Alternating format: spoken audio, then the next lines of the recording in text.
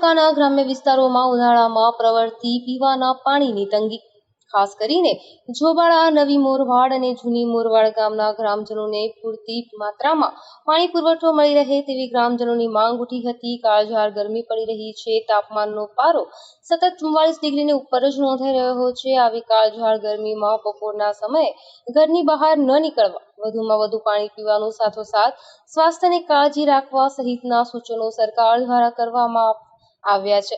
ત્યારે નવી મોરવાડ તથા જૂની મોરવાડ, જોબાળા, છત્રીયાળા સહિતના ગામોમાં 10 થી 15 દિવસે પાણીનું વિતરણ થતું હોવાની રાવ કરી છે। નોંધનીય છે કે ચુડા તાલુકા પંચાયત પ્રમુખ ઈશ્વરભાઈ માધર અને ચુડા તાલુકા ભાજપ પ્રમુખ અલ્પેશભાઈ શેખના વતન જોબાળામાં પાણીની વિકટ પરિસ્થિતિ ઊભી થઈ છે, પરંતુ હાલમાં જોબાળા, નવી મોરવાડ, જૂની મોરવાડ, ક્ષત્રિય સહિતના ગામોમાં પીવાના પાણીની સમસ્યાને લઈને હાલાકી ભોગવતા અનેક પ્રશ્નો ઊભા થયા છે। અનેક રજૂઆતો કરી હોવા છતાં પ્રશ્નોના નિકાલ આવતા નથી અને પાણી માટે લોકોને વલખા મારવા પડતા હોય છે। જોબાળા ગામે છેલ્લા ઘણા સમયથી પીવાના પાણીની તંગીને લીધે પરેશાન છે, જેને પગલે ચુડા તાલુકાના ગ્રામ્ય વિસ્તારની બહેનો રણચંડી બની છે અને ચુડા મામલતદાર કચેરીએ હોબાળો મચાવ્યો હતો। ઘણા સમયથી આ ગામોના લોકો પાણી માટે વલખા મારી રહ્યા છે। આ બાબતે ગામોના ચુડા મામલતદાર YH પરમારને રજૂઆત કરી હતી અને બહેનો દ્વારા ક્યારે અમારા ગામને પાણી મળશે તેવા આક્રોશ સાથે રજૂઆત કરવામાં આવી હતી। પીવાના પાણી પ્રશ્ને કોઈ ઉકેલ ન આવતા આજે જોબાળા ગામની બહેનો બેડા લઈને મામલતદાર ઓફિસમાં હોબાળો મચાવ્યો હતો।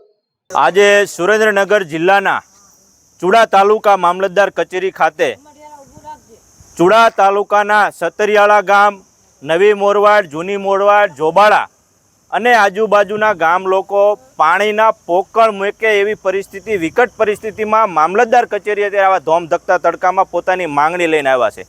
ત્યારે સરકાર વર્ષોથી જે જલ સે નળની યોજનામાં કરોડો રૂપિયા એમને જલ સે નળમાં નાખ્યા છે, એ જલ સે નળમાં પાણી ક્યારે આવશે એ મોટો સવાલ છે। કેન્દ્રીય મંત્રી હોય, રાજ્ય મંત્રી હોય, પુરવઠા મંત્રી હોય, જ્યારે પણ મોટી મિટિંગો હોય, મોટા મોટા ડીંગા હકવે છે કે મેં આખા ગુજરાતમાં ઘરે ઘરે નળ આપ્યા છે, એ નળમાં દરેકે ઘરે ચકલું ખોલે ત્યાં પાણી આવે છે। આવું મોટા સાહેબ અહીંયા મોટું ભાષણ દઈને ગયા હતા, પણ આ બહેનો અહીંયા ઊભી છે એ નળમાં હજે સુધી ક્યારેય પાણી નહીં, માત્ર હવા આવી છે।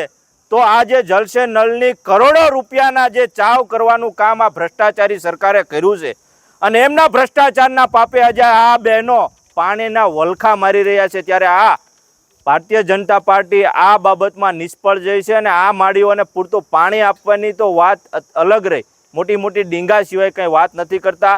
ત્યારે હું આ સરકારને કહેવા માગું છું કે આપે જે પાયાની સુવિધા છે એ તાત્કાલિક અસરથી પૂરી કરો અને આ લોકોને ન્યાય આપો। નવી મોરવાડના તો પણ ગામમાં તકલીફ છે પાણીની। મારા 60 થી 70 વર્ષ થયા, 80 વર્ષ તો લુલા છે, તો મારે પાણી ભરવા ચા જાવું, ગામ ફરતું જાય પાણી નથી। તો મોરવાડમાં તમે પાણી આપો, રોટલાને ઘડવા છે ને પાણી વગર, નળમાં પાણી છે નહીં, નળમાં નકરી હવા આવે છે, તો પાણી સિવાય અમારે પીવું શું? રોટલા શાના ઘડવા, શાક શાનું બનાવવું, ખીચડી શાની બનાવી?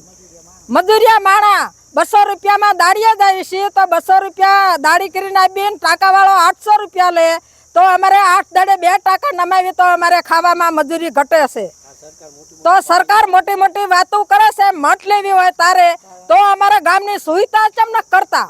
અમને પાણી અમને આપો, નવી મોરવાડમાં પાણી આપો, પાણી નહીં આપો ત્યાં લગી અમારે આ રહેવાનું થાય છે।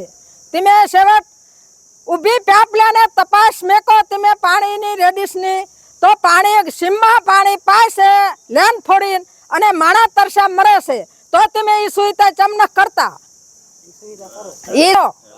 રિપોર્ટ ભરતસિંહ પરમાર, ચુડા।